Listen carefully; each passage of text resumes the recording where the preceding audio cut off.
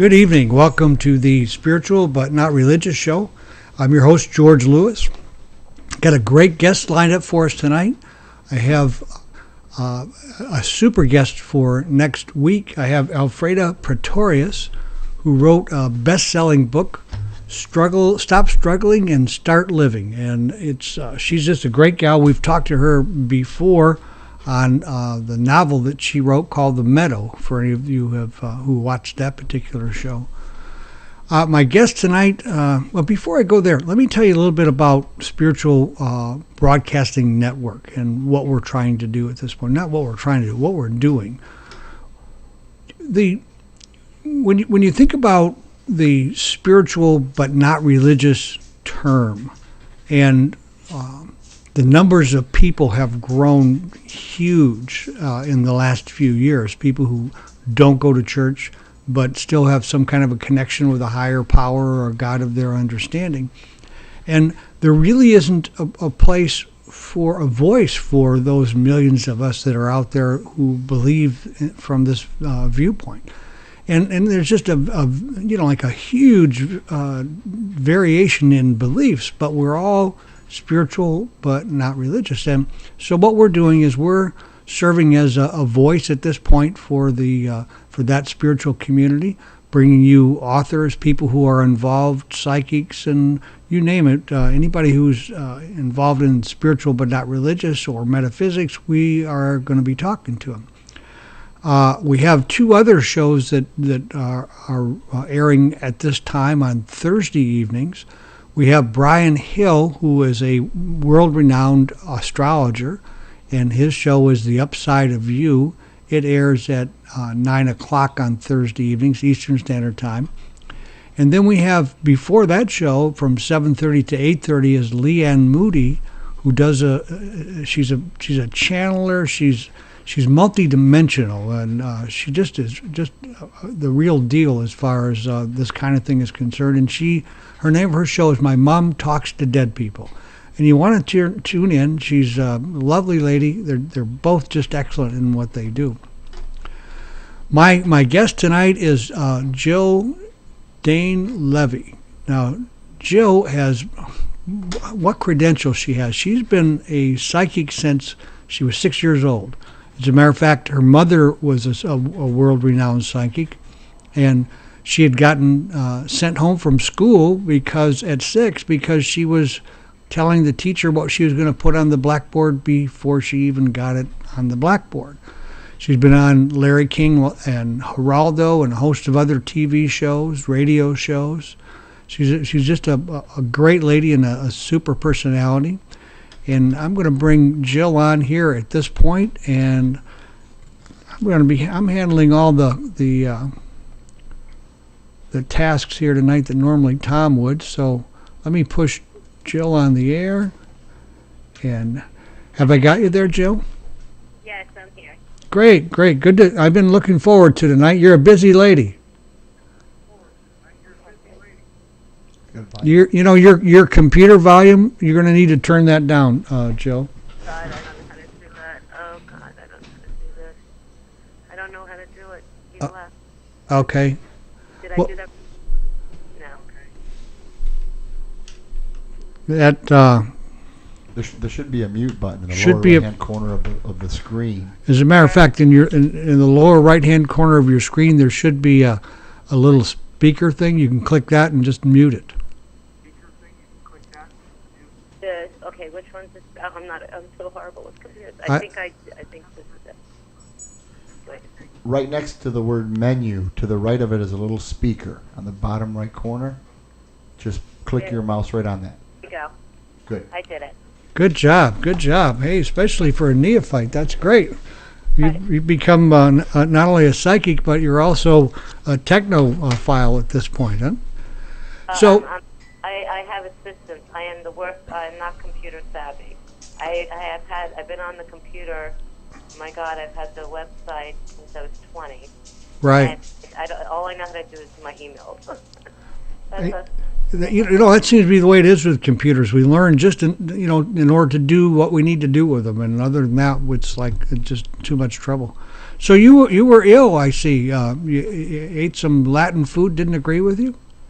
Yes, I don't want to mention the name of the restaurant, Good idea, yeah. but I had Latin food last night, and in the middle of the night, I got so sick where I had to go to the hospital today and get a shot. Wow. But it made me feel a lot better, thank God. My stomach's still kind of sore, but thank God I feel like now I feel 100% better. Good for you. Before we get started, why don't you tell our viewers about your show on WNN Radio? I started the show on WNN. We had a cable TV show and the radio show going back 14 years ago with this person. I don't know if you can remember Skipper Chuck Zink. I don't know. He had the show on national TV. It was a syndicated television show. Uh-huh. Skipper Chuck. So we started a radio show. It was called Boomers to Seniors. And I would come on Thursdays. And that was my show, 14 years. Almost, now it's going on 15 years. But it was called Boomers to Seniors? Yes, that's what the show started off as. Right. Like, I would come on and I would hear, and the callers would call from all over, wanting to talk to me. Right. There was more. Their show was more about health and insurance. So, and we had a cable TV show as well where I would come on twice a week. But so what happened was I decided to take the show on my own on Sundays. So I've had the show on WN Radio for 14 years, and I'm live here in South Florida, but there's callers from all over the world, Saudi Arabia, Israel. My life just aired in Kenya, and it aired in Denmark, my life on Lifetime. Oh, really? Yeah. I was on there, and it was about all the marriages and relationships that I predicted. So, and Melissa Etheridge was the one narrating the whole show. So they took us, through my life when I was younger until today. And right now it just aired in Kenya. It aired in Denmark. It aired in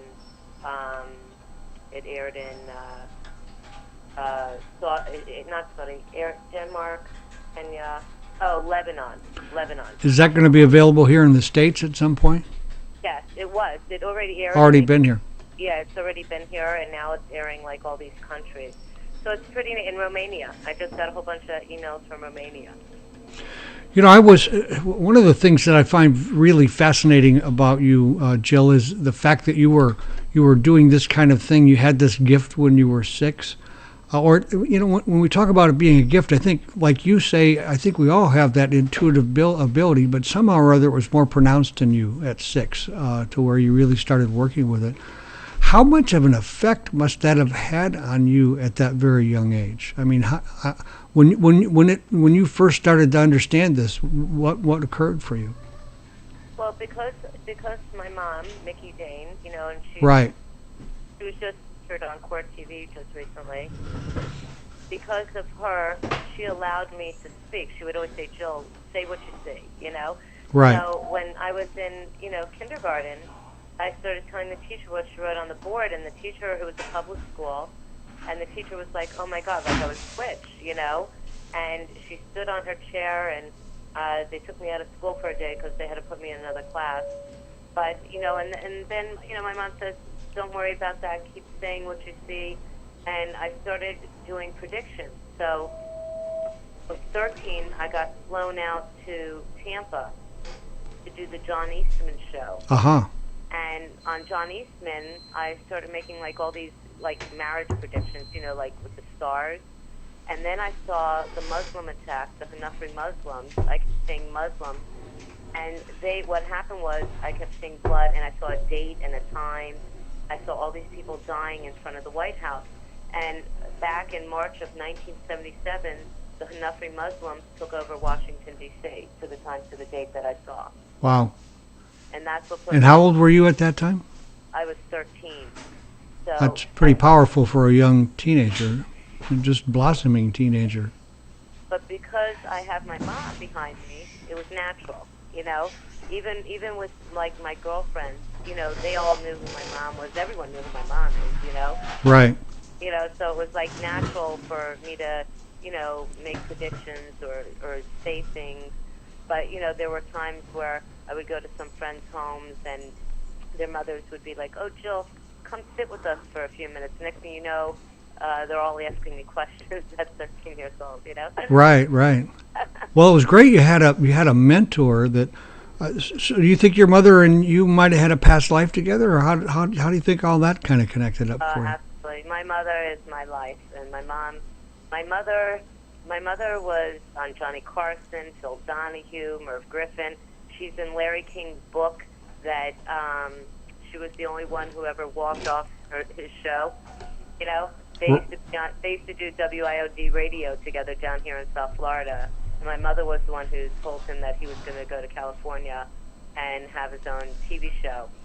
Well, I actually know your mother's name. I recall, having heard of her before. So that's very interesting. Yeah, she was always in the National Enquirer front page. Right. Mr. Pope used to send her out to all these missions, and they would go to the Bermuda Triangle and find out what happened. And they also, I went with my mom. I was 15 when Elvis Presley died. Uh-huh. And that day when he died, the next day Dee Dee Presley called us, his stepmother, and said, my mother said he's sitting in the bathroom with a book in his hand. Well, no one knew this because it didn't, no one knew what happened yet. Hadn't come out yet. It didn't come out yet. And I kept seeing papers that needed to be signed, but I had no clue who Elvis Presley was. Oh, is that right? You didn't know, huh? I was young. 15, Sure. who knows Presley? I didn't know his music.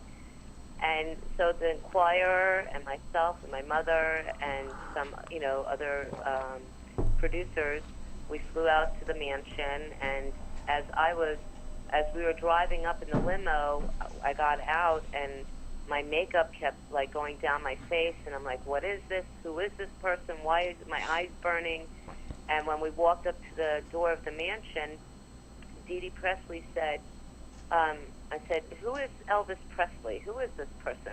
Huh. She says, you don't know who Elvis is, Jill? And I said, no. And she showed me a picture. I go, why are my eyes burning? Why is my makeup going down my face? And she explained to me that every time he would do a show, the reason why he had a scarf around his neck was to wipe the makeup off his eyes. Oh, wow. Okay. He had eye problems. Uh-huh. So, it's like... So you were picking up on that whole thing then with him? Picking up on the whole thing, and we were flown back several times afterwards. And then I just kept going on with my life. I've been on, I did Geraldo. I was the only psychic ever to be on his show. And it was all about missing kids and with their families there. And, that's the type that, I work with murder cases. Right. You do some work with the police departments, don't you? Yes. Do you work with the Hollywood, over there in Hollywood? I work with North Miami Uh-huh. and a few other stations. So have you seen Don Johnson around? Not No. Bad joke. No. Hey, listen, you met your husband when you were 17, and I guess you were a cougar back then because he was younger, right? Yes. 16, and you're still together? Yes. He was 16, and I was 17. And I don't know if you can recall. They're called Sunglass Huts right now, but at that time it was called Sunglass Place. Uh-huh. And my uncle owned the Sunglass Places. And he asked me, he said, Jill, can you come and open one of the stores in 163rd Street Mall? And I said, no, I got to get on radio. I got to do radio. And he said, please, Jill, come help me. So I went and helped him, and these women said they were going to a place called the Trade Winds in the Marco Polo Hotel. I was only 17. So I said, oh, I want to go with you. And when I went there, these two people came up to me, and they weren't my type at the time. And they kept saying, oh, we think you're so beautiful. And I said, and I don't want to say what I said to them. And they said, we have a cousin for you to meet. And next thing you know, I went, and we started dating, my husband and I. And I was celebrating my 18th birthday on the Big Wilson show. He had a show like Larry King. Uh-huh. And he brought out a cake with 18 candles, and he said, so, Jill, what do you predict for yourself? And my husband, who was my boyfriend at the time, was in the audience, and I said, you see that person? I'm going to marry him when I turn 32. and they handed the mic to my husband, who was my boyfriend, and he first said, "I'm not going to marry Jill, and I'm going to marry till I'm 40 years old." And all these years went by. We got back together, and we got married when December I was 31, and my birthday's in January. I turned 32. Wow. So you actually predicted it back then and split up and didn't see each other, didn't have any contact at all, huh? No contact. Well, we did. Not in the beginning years, but Mm-hmm. when I was in my, you could say, later 20s, yes. So what's your husband done for a living all these years? My husband, he owned, his father owned 7-Up in New York Uh-huh. and Avion Water, and they sold it. And then they owned tilapia fish. They owned the fish farms in Ecuador. Right. But they're not, they're Jewish American. And now he owned gas stations, and he sold them. And now he owns property and a car wash. Very good. And you live in Hollywood. And I expect you live on the water there, huh? No, my apartment's on the water. But my house is in Hollywood. Oh, okay. So You located? So one of the, let's see, you describe your ability as by saying it's like watching a TV camera in your head, and you can see everything about a person. And what that makes me, are you able to turn that on and off at will, or is that something that just kind of runs? It's always there. When I'm like this morning, if I was so sick, I wouldn't be able to tell the Pope anything. Right. Pope called me, I wouldn't be able to. He could probably stand to hear a few things. Yeah, it was horrible the way I felt. But even when I'm in a store, it's amazing how I see things. And it's like I was in a grocery store and picking up I'm in the Globe every week. Right. Scope. And you have a column in the Globe? yes, I have a column. I Right. do the scope. Every week they could pick it up. But I was picking up the December issue because at the end of the year I do the whole entire year for every month. Right. So these people were like, "Oh my God, you got to get Jill Dane's," and I'm like, "Oh, is she good?" And they go, "Oh, she's amazing." And I'm looking at this lady, and I said, all of a sudden I saw someone that just passed. It just came to me, and she's like, "Oh my God, Jill, I just lost my brother yesterday, and we're here together, like food for all the families Wow. right, that are coming." So, every once in a while, like it's always there. It's when I see things. It's like a video camera. It's like everything's right in front of. So, speaking of the Globe and then your December issue, what's on tap for 2010? You have some predictions for 2010? Well, in the Globe, those are horoscopes. Oh, okay. But they were predictions for the stars and what was happening, for like certain stars and everything. And I said, that the health plan would get passed, which it did. Right. But the good thing, I just want everyone to know, a good thing with the health plan, I know it's not a great prediction. No one likes that prediction. Sometimes you don't like predictions that you predict. But the one thing with the health plan is there are going to be amendments. So, like all the senators and all those people will be able to, put amendments in and change that part of it as well. Uh-huh. And then I just said another prediction. I want everyone to drink bottled water. And I've been predicting for Florida, no hurricanes for the past 3 years. So someone just emailed me, "Jill, so what do you think about it?" And I just feel there's just going to be one hurricane here. One, and I hope it's a light one this year. Yeah, it's going to be a light one. Oh, For the past 3 years, all I said, on TV and radio and at my lectures, that there would only be floods and heavy winds, bad rain for all of Florida for the next 3 years, and that's what's happened these past 3 years. So, but with this year, we're still going to have crazy weather all over the world still. And it's been pretty wild, that's for sure. Wow, some of the things that's gone on are pretty amazing. well, when I was at this doing a lecture, I said, well, Florida is going to have snow. And next week, I said, and everybody thought it was that's crazy, snow in Miami, snow in Florida. Right. And my mother predicted it back in 1977. I was there and I saw it in Fort Myers. Yeah. Absolutely. Said in Miami.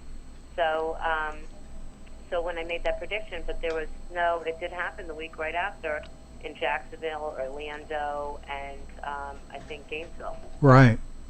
You sure don't think about snow in Florida, but boy, this has been a pretty cold winter. I've been in Florida since '74, and I don't remember one that was.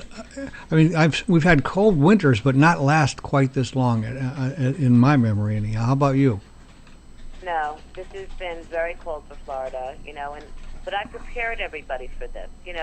When I'm not God, no one's God, but right. When I sit there and I say prepare yourself for a big heavy snow storms in certain states, and I said it was going to snow in like 49 states. It did, except for Hawaii. Bad rain, bad floods. Prepare yourself. Make sure your house.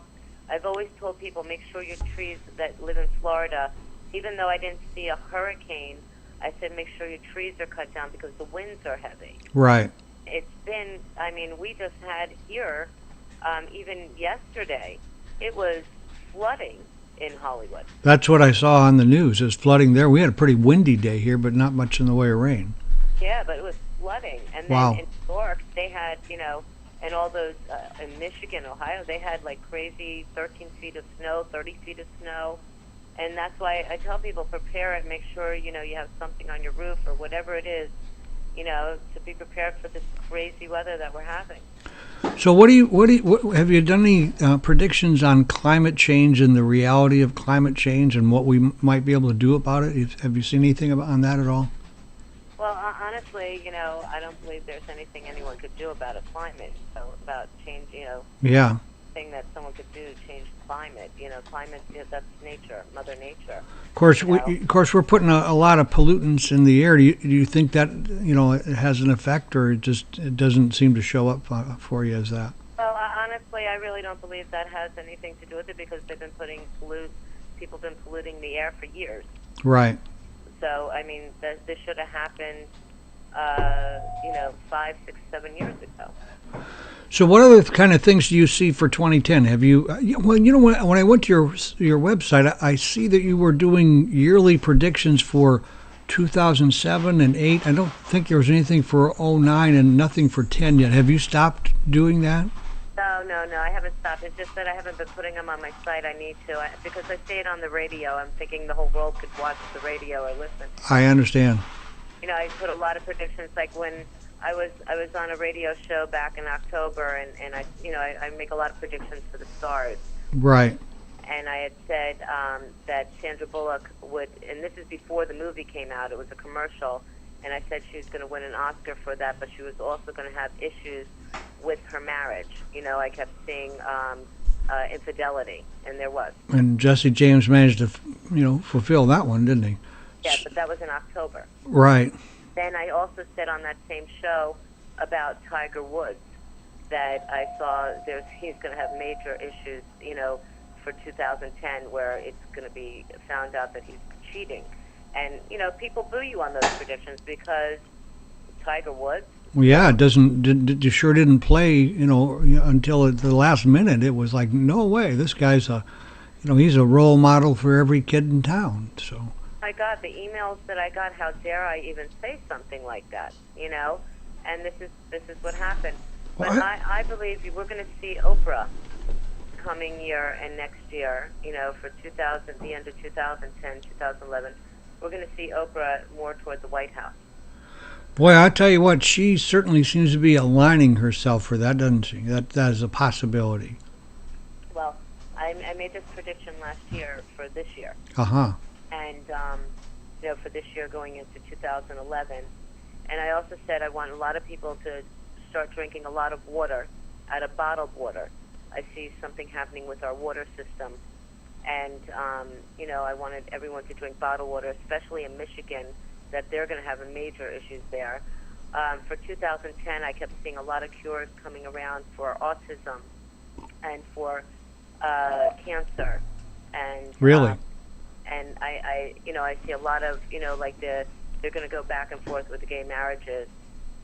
The teachers will end up okay in Florida, so I just want them to know right now that they're not going to get their money taken away if the kids don't do well. Well, that's good to hear, because we don't need to be losing teachers at this point, do we? No, that's going to pass. And I'm trying to think of, I made over 100 predictions. I'm Right. trying to think of each and every one of them, We'll hear about Beyonce being pregnant this year, Beyonce and Jay-Z. Right. Trying to, Whitney's going to have a comeback. And trying to think of all these predictions I made, and I said them like in November for this year. Right. But there's so many, but the one thing I like about the, for health, there's going to be a lot of cures. Another thing is in 2 years, we're going to be hearing about my prediction that I'm making here, that, they're going to be doing brain surgery through the nose. Wow, that's interesting. Yeah, that's going to be something different. So they're gonna go in there evidently with a camera or something, and yeah, through the nose instead of having to open up, someone's head. right. To do that. I also said birth control for men. That'd be a great thing. Wouldn't that be great? Yeah. In other words, you're talking about a pill for the guys? The pill for the men. All Yeah. right. All right. Geez, I know. that sounds real good, doesn't it? It's a true prediction. This is a prediction. Right. Right. And a lot you're going to start to see, going back, I remember I was in Atlanta, Georgia, and I was doing a TV show and I was doing lectures.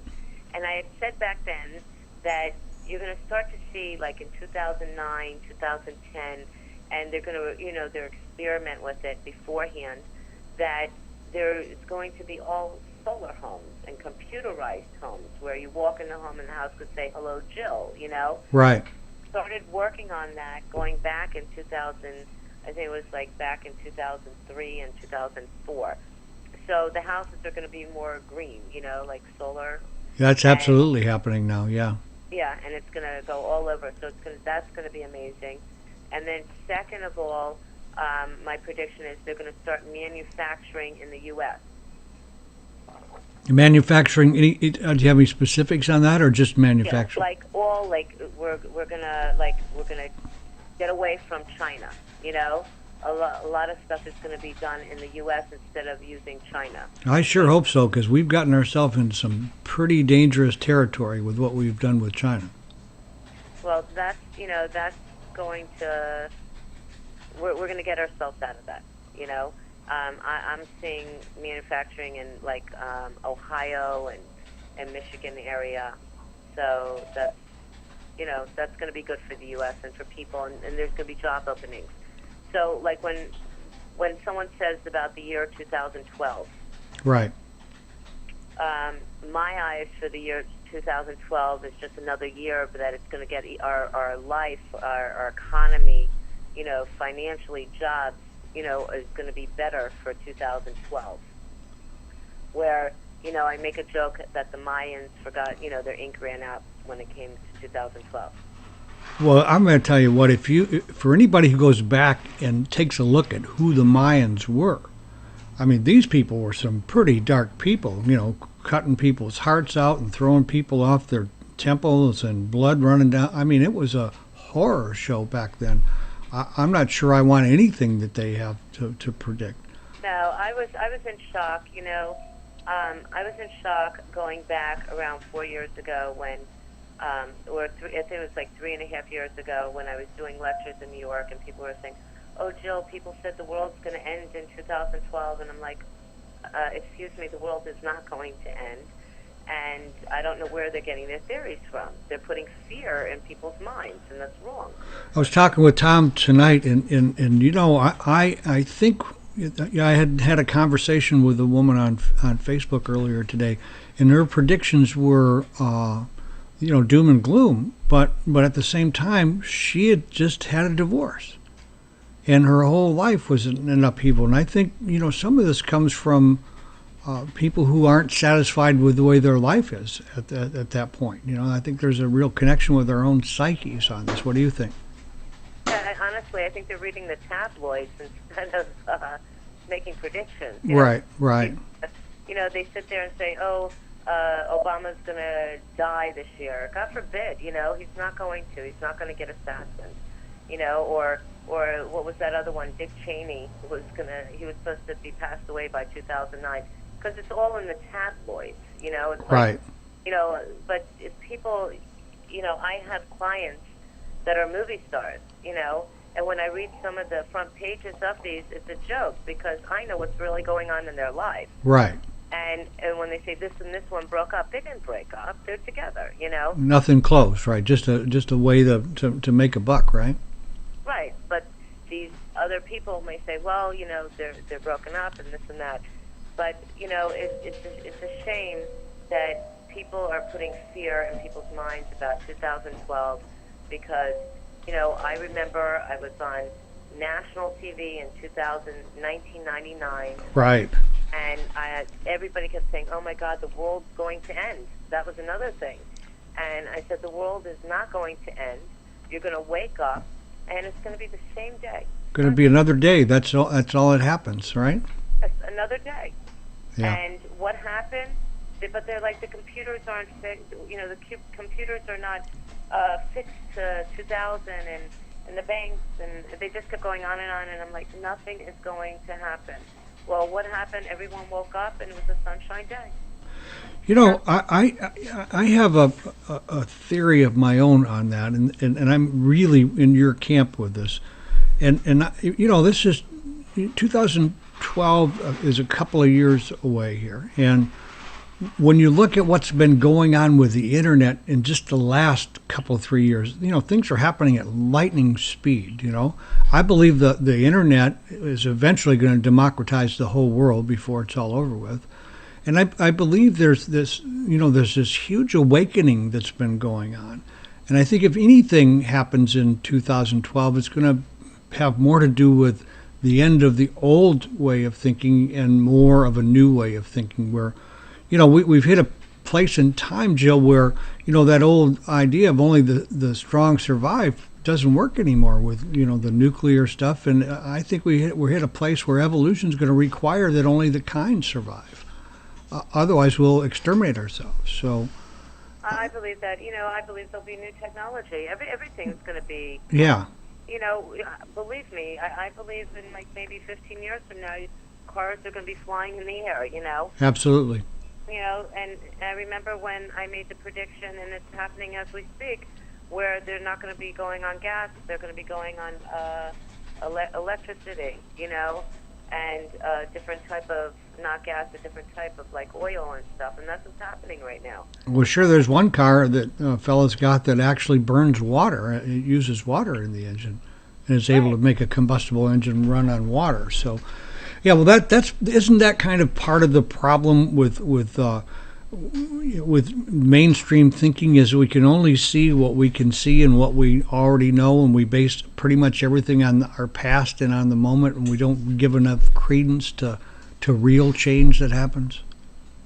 No, that's true, and then a lot of people, everyone just thrives on the negative. Yeah, unfortunately, it's the Chicken Little. Negative, instead of being a positive, you know, and looking what they could do to change something instead of not doing it. That's what these people are. Just like you just mentioned, this woman that you were talking to was making these predictions about, you know, doom and gloom. Yeah, because she's going through a divorce. She shouldn't even be making predictions. She's going through a bad time in her life right now. Yeah, of course, you know, like that's kind of the time we want to show up with our ideas and our beliefs. We want plenty of company in whatever we're doing, whether we're positive or whether we're negative. I have a question from Chad. Yeah, well, you know, if people would say, what can I do to change? Or what can I do to change my mind of thought? You know, do you believe in the power of prayer? Absolutely. You know, I had a girl and a beautiful client, and I remember when I saw her, when she came to sit, she was sitting in front of me, and I said to her, you got to get an MRI. And I said, your stomach's about to swell. And she said she said, "No, Jill, I'm fine." And that was in April. Well, came around November, her stomach started to swell, and she finally went to another doctor and had the MRI, and she had 4-stage cancer Wow. with spots on her liver. Wow. So she had to go through chemo, and she thought she was going to die. And I said, get out of that.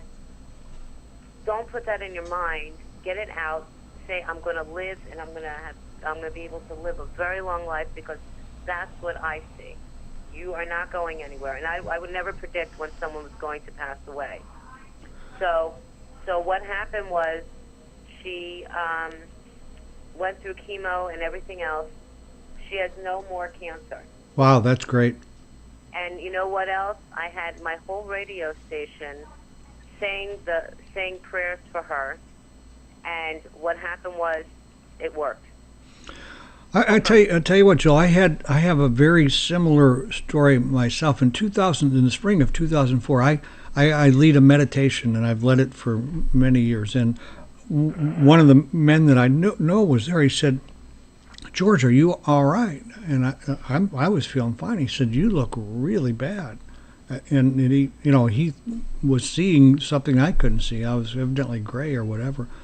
In July of that year, I got diagnosed with cancer, and I was supposed to be over for me also. But I'm going to tell you what, prayer absolutely works. I had a lot of people praying for me, and I'm sure that played as big a role as the chemotherapy and the radiation. I believe the power of prayer really helped you. Absolutely. Just no doubt in my mind about it. That's my theory. So are you a medical intuitive also? Yes, I am. Yeah. You pretty well cover the gambit, don't you? I'm sorry. Yes. Well, I've been predicting marriages, and working on. This is a funny story about the medical part, but I saved her life. She was sitting in front of me, and I said to her, "You need to go. You got to go to the doctor." And she says, "Jill, nothing's wrong with me." So what happened was, I said, "Call your doctor's office." And she said, "Jill, nothing is wrong." Huh. So I put the phone on speaker. We called the doctor's office, and they said, "We don't have an appointment for 3 weeks." And she says, "But Jill Dane, she's like, Jill, do you hear that?" And I said, "Tell her who you're sitting in front of." And she says, "I'm sitting in front of Jill Dane, and Jill Dane insists something's wrong with me, and I have to come in." And all of a sudden she goes, "Oh my God, can I ask her a question?" Huh. And so the next thing she says, I said, "I'll answer your question if she could come in." Now this is how things happen, that she came to see me at that moment. Because if she didn't, she would not be alive today. She came to see me. I got her into the office. I answered the girl's question. As soon as she went into the office, they rushed her to the hospital. She had an overlarge heart with fluid all around her heart. Oh, wow. Wow. She was 50 years old, and she lived by herself, and no one would have found her. No one would have had any clue, would they? No clue. So it was amazing how she sat in front of me, and it happened. And we don't expect that in the case of women so much. We don't realize just how many heart attacks women have had. Listen, we've got one of our publisher friends in the chat room, Chad Lilly. Tom tells me that Chad has a question for you. Is that right, Tom? Well, I don't know if it's Chad. Is that who that is, Chad? So you said Chad Lilly? No, I just said that we have. Oh, we have a in question. chat. I'm Yeah, sorry. Okay. Could be Chad. Could be someone else. Right. Give me 1 second, please. Absolutely. So, yeah, it could be any Chad, couldn't it? We don't really know. When she's ready, I'll fire away. We have lost our star psychic here. Hello? Nice chat. Yep, we're here. Okay, go ahead. All right, Jill. I'm here. The question from the chat room it's twofold. First one is, what do you see for the food manufacturing industry? Will they clean it up, or are we going to move toward a sustainable, non-genetically altered food sources? No, they're going to clean up the food industry. They're going to have to, aren't they? No, they're going to have to, and they're going to. And hopefully a lot of people are going to start eating healthier. My prediction as well is, and I don't want any, meat manufacturers, coming after me. Right, right. But, in my eyes, if people would stay away from red meat, I believe a lot of people would not get so sick. I believe all the hormones in there. And, the people that have epilepsy and everything, that, when I said to a few people, when I went down to the Epilepsy Foundation years ago, and I said, keep the children away from the red meat and they need iron in their bodies, but subsidize it with something else, and you'll see the grand mal seizures will go down to petite, and that's what happens. Wow. But, Well, food, that's going to be okay. Well, I eat very little red meat these days, and my health has improved dramatically. I mean, noticeably. So, I believe a lot of illnesses come from from that. That's my theory. Right. I haven't eaten red meat since I was 14. Oh, really? No, I walked into I'll never forget my girlfriend that I went to school with when I was 14. Her father was a butcher and had a whole warehouse of all this meat, and we walked in, and I had to wear the white jacket, and when I walked in, I saw all these cows, and they had green on them, and they shoot red dye in it. Once they told me that, I said, forget it, I'm never eating red meat again. Wow. Yeah, that's a pretty horrible thing that goes on in those slaughterhouses. I know that. Yeah, if I had to see that on a regular basis, I wouldn't be able to eat meat anyhow. Oh, thank God. And I'm glad, because I do believe, there's a lot of people that have cut down and not eat red meat. They're sticking to, like, chicken and fish. Right. A lot healthier. Absolutely. That's my diet, chicken and fish. So what I know you've just made thousands of predictions, literally, and maybe hundreds of thousands over these years. Do you have one that really stands out as your most memorable prediction? My memorable one? Most memorable one, yeah. There's so many of them. When I predicted the SARS in Japan, the SARS, and this is another thing. I still see another flu coming this year. I was doing my radio show in WNN, and I was doing the radio show, and I got a new producer, and he was sitting there, and he's from Haiti, and I love him. His name is Franz, and I scared him to death. I think he turned white as a ghost that day, because I walked in and I said, in the next 3 weeks, there's going to be a bad flu going around, and it's going to be like the SARS. Wow. And 3 weeks later, I come back in the studio, and he could not even speak. He was speechless. He couldn't believe what just happened, and that's another flu that's going to be happening this year for 2010. There's another flu going around. Well, that's not real great news there, is it?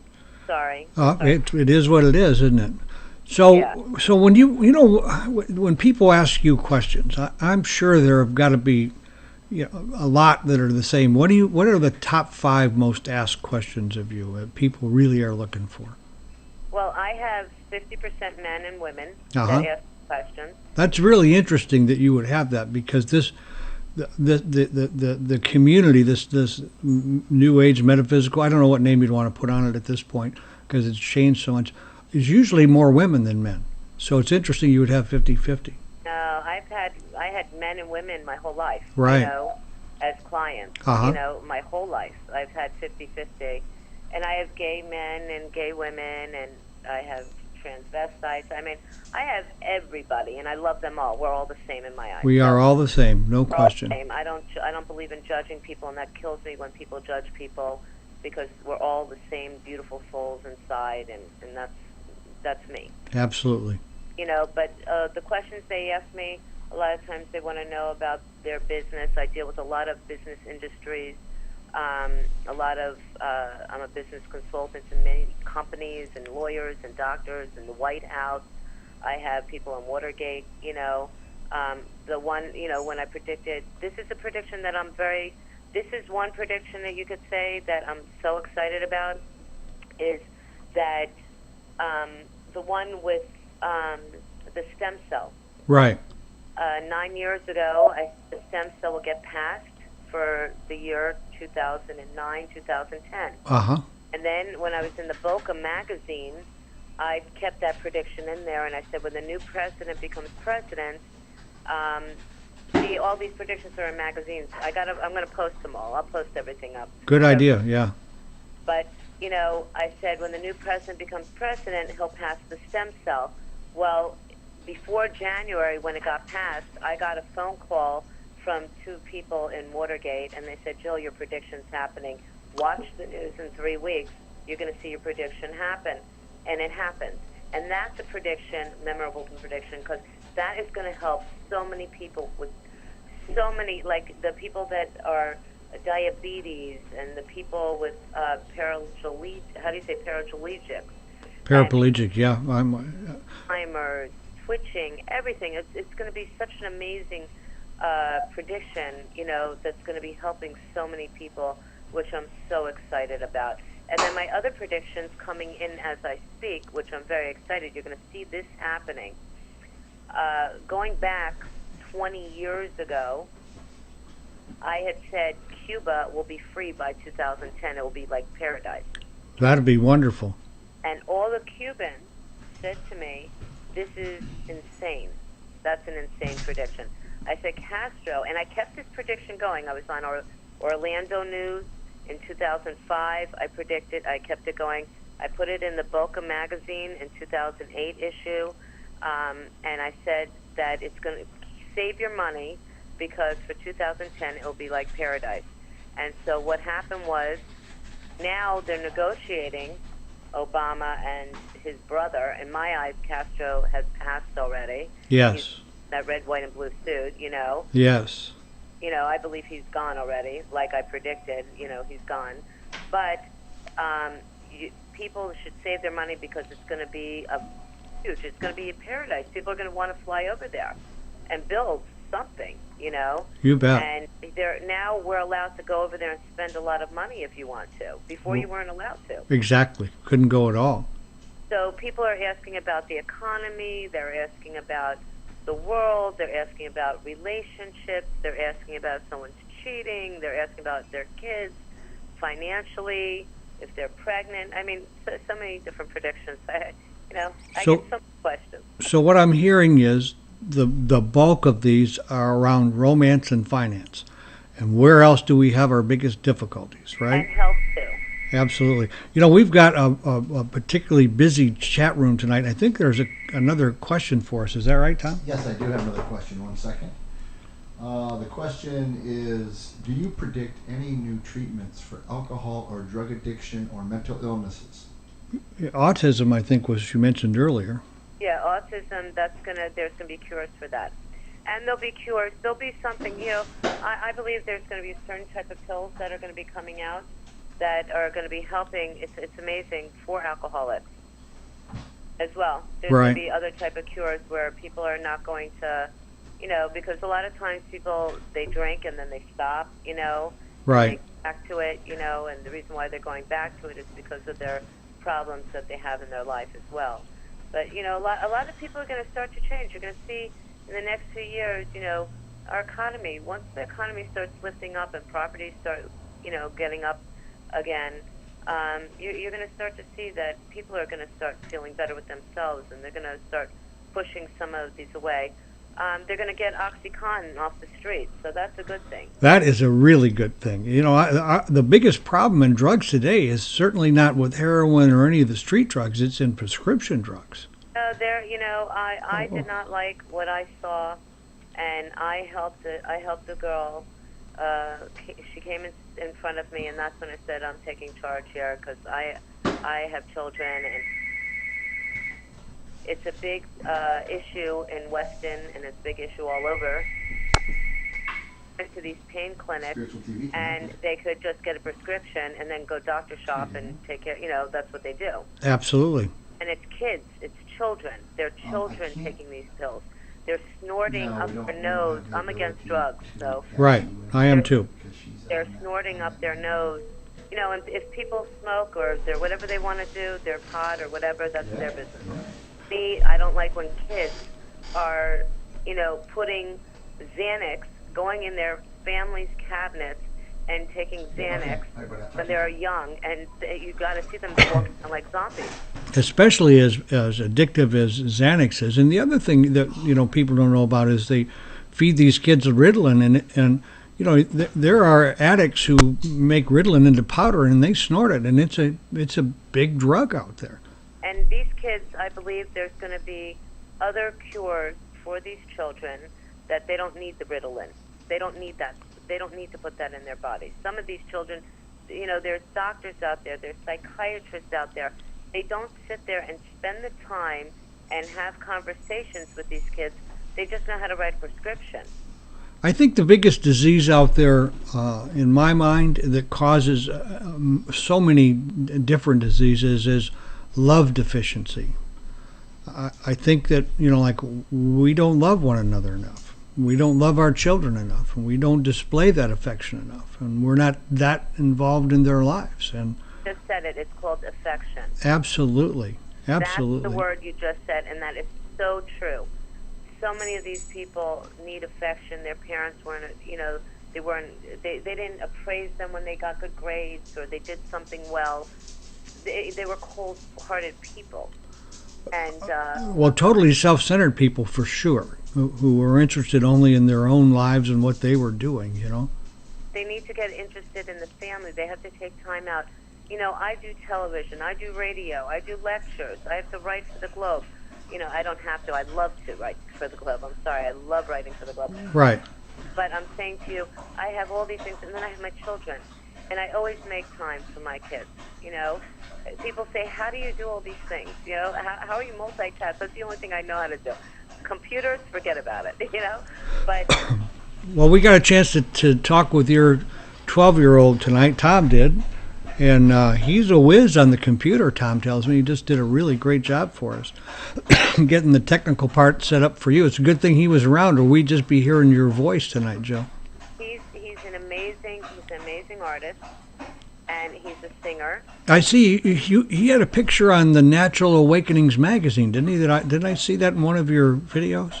Yes, you did. He was on the cover of the Natural when he was 6 years old. He's been painting since he was a year and a half. He speaks 6 fluent languages. Wow.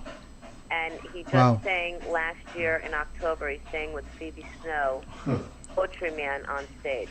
Oh, really? In front of 2,000 people. That's phenomenal. Well, you know, I think the key really is that you're nurturing these kinds of things in his life. And the love of my life, and my daughter's the love of my life. I have beautiful children, and that's what people, you know, when I can't imagine, it kills me when, you know, I had a woman sitting in front of me with her daughter. Her daughter's 50 and the mother was 70, and it was Christmas time, and I had just did all my lectures I give to kids in distress. Do you know what kids in distress is? I don't know that particular. No. They're orphan children. Okay. You know, here in Fort Lauderdale. Uh-huh. So all the money that I receive, they write a check out for kids in distress. Oh, that's fantastic. So, but I was just doing the lecture, and I had the mother and daughter sitting in front of me, and the mother would never say "I love you," did not kiss her, you know, give her a hug or a kiss. And I said, before you go back to your state, because the mother was going back, I said, we're going to sit here, and if we have to sit here until 10 o'clock at night, I don't care. I'll cancel out my day. Right. I said, I want to see you hug and kiss your daughter and tell her I love you. Did you know it took 2 hours wow. and to hug and kiss her daughter? And when they finally hugged, they didn't stop. And it was amazing. And now they hug and they say I love you every day. You know, I'll tell you what, Jill, that's in my personal experience. I for years, I couldn't hug anybody below the neck. You know, that was that kind of a hug, and I couldn't hug men at all. But now I have no problem with that. I think hugging is like hugely important between friends and between family, and just absolutely. Yeah, it's that touch, that connection there is important to our emotional and mental health, I think, and our physical health. You see on my Facebook, whenever I write something, I always write XOXO just because I love you. I totally see that. That's and we need to. That's one good thing about the group of Facebook people that we're all kind of involved with is that idea of being one and of sending love and of positive thinking. It's all pretty prevalent, pretty predominant there, and I like that a lot. I watched the video of your 2009 New York City lecture.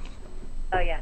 And it's very impressive. I enjoyed it. I watched the whole thing. And, one of the things that I picked up on you is you talk about, the moving pictures. But what I observed was your predictions come really rapid. Do you see, the pictures at that point, or is there some point where that kind of like stops and it's just there for you? How does that work? No, it's like right in front of me. Right. Like there was this year, I just got back from New York, and there was this girl, and I said to her, I didn't see her getting engaged for 2 years, and I saw her getting engaged to a police officer. And God forbid with her, I recall that, yeah. And she showed up at my lecture, it was just last month, and in front of everybody, she showed her engagement ring. Everybody. And then the other one goes, but what about me, Jill? You predicted mine too. And she shows hers. And I'm like, oh, this is wonderful. I love when people get engaged. And even, sometimes you don't have to get married. You live with the person. You have a Goldie Hawn-Kurt Russell relationship. Same kind of thing. And you are the love psychic. And that's fantastic. We need a lot more love in the world. One of the things that I also saw in that particular lecture that you talked about was, I'm just going to give you a little bit of my experience. Back in I guess it was the late, or maybe it was the early 80s, 81 or something like that, I took a Silva mind control course. And part of that is it's like on the last weekend, we did, like a medical thing from people that we didn't know. They'd list all the things that were wrong with them. And the idea was to see how many of those we could intuit. And I really was able to catch most of what went on. And I did that by just using the first thought that came to me as they came, and trusted that was going to be the thing. Always first intuition. And trust in that is really huge, isn't it? Trust.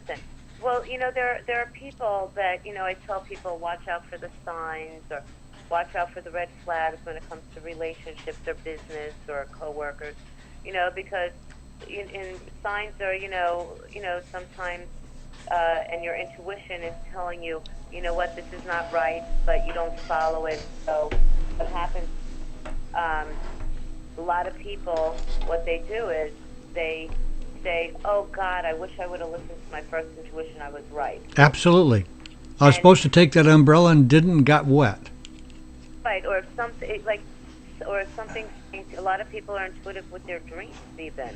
They could have a dream, and I tell everyone, write your dreams down and date them. Because sometimes, or they see their friend not feeling well, and I say it to them. Even though it may sound absurd, they should say it to them. Absolutely. You know what, Joe? We've been having way too much fun together here. We're down to less than a minute already. I didn't, and I wanted to give you time in case you had something that we didn't talk about that you would have liked to have, but we're just not going to have time for that tonight. Your website is JillDane.com. Is that right? .com. So go take a look at Jill's website. Thank you so much for spending an hour with us. I've just had a great time with you, and I'm gonna follow your predictions this year. Thank you. Okay. Have a good night now. You too. Bye-bye. All right. So that is the end of another great evening. I've had just a super time with Jill, and we'll have to follow and see just how well she did in her predictions. But right now, it looks like we're out of time, so I'm going to take us off the air. In the meantime, this week, make sure that you accentuate the positive and have a fantastic week.